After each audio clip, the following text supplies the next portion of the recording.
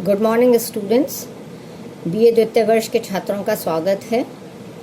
मैं डॉक्टर अनुराधा माथुर आपका पहला पेपर मध्यकालीन भारत का इतिहास जो 1200 से 1761 तक है वो ले रही हूँ। एग्ज़ाम का पैटर्न बताना चाहूँगी जिसमें आपके दो पार्ट में पेपर होता है। पहले पार्ट में आपके 12 क्वेश्चंस होंगे, 4 मार्क्स के ये प्रश्न हैं जिसमें आपको 10 क्वेश्चंस अटेम्प्ट करने हैं। इस तरह से 40 मार्क्स का पहला सेक्शन है। दूसरा सेक्शन में आपके 6 क्वेश्चन, हर सेक्शन 3 सेक्शन है आपके। इन तीनों में से 2 क्वेश्चंस की चॉइस होते हुए आपको एक प्रश्न को अटेम्प्ट करना है और ये 20-20 मार्क्स के होंगे जिसमें आपके 60 मार्क्स के प्रश्न बनेंगे। इस प्रकार से आपका 100 मार्क्स का पेपर होगा। पहला सेक्शन आपका प्रारंभ होता है मध्यकालीन भारतीय इतिहास के स्रोत। दूसरा है इसमें सल्तनत, उसका किस प्रकार से गठन हुआ और विस्तार। इसके अंतर्गत आप कुतुबुद्दीन ऐबक, इल्तुतमिश, बलबन इन तीनों के द्वारा सल्तनत को किस प्रकार से स्थापित किया गया, विस्तार किया गया, पढ़ेंगे। नेक्स्ट है खिलजी साम्राज्यवाद।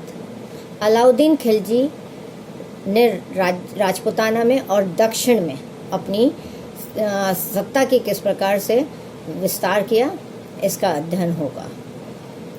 फिर अलाउद्दीन खिलजी की प्रशासनिक और आर्थिक व्यवस्थाएं और उसका लोगों के जीवन पर क्या प्रभाव पड़ा, इसका अध्ययन हम करेंगे। नेक्स्ट है मोहम्मद तुगलक के नए प्रयोग, उसकी धार्मिक नीति और फिरोज शाह तुगलक के लोक कल्याणकारी कार्य। सिकंदर लोदी, विजयनगर साम्राज्य, उसकी राजनैतिक और सांस्कृतिक उपलब्धियां। इसी का नेक्स्ट है सल्तनत पीरियड के यानी सल्तनत कालीन आप सामाजिक आर्थिक स्थिति और प्रशासनिक व्यवस्था के बारे में पढ़ेंगे। नेक्स्ट है आपका सेक्शन 2। सेक्शन 2 का पहला टॉपिक आपका है बाबर के आक्रमण के समय भारत की राजनीतिक स्थिति। मुगल साम्राज्य की स्थापना में बाबर की भूमिका,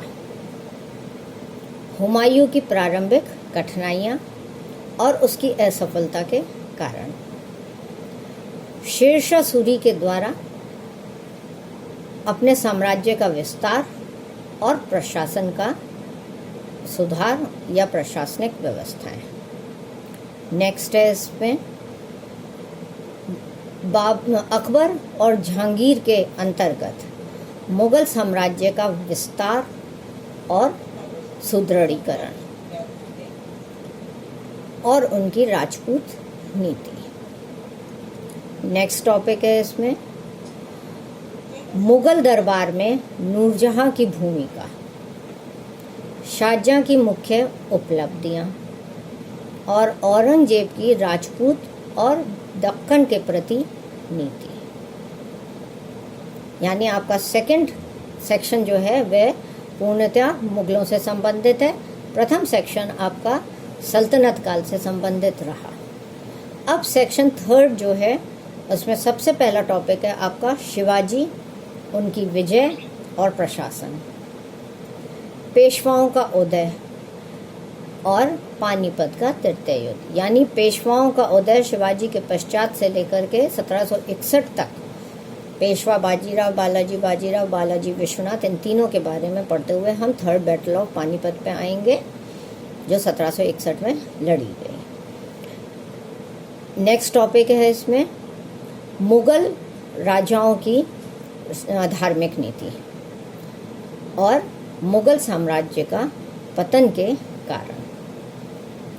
नेक्स्ट है मुगल साम्राज्य का स्वरूप किस प्रकार का था, यहाँ की भू राजस्व व्यवस्था, मनसबदारी प्रथा और विदेशी व्यापार और वाणिज्य।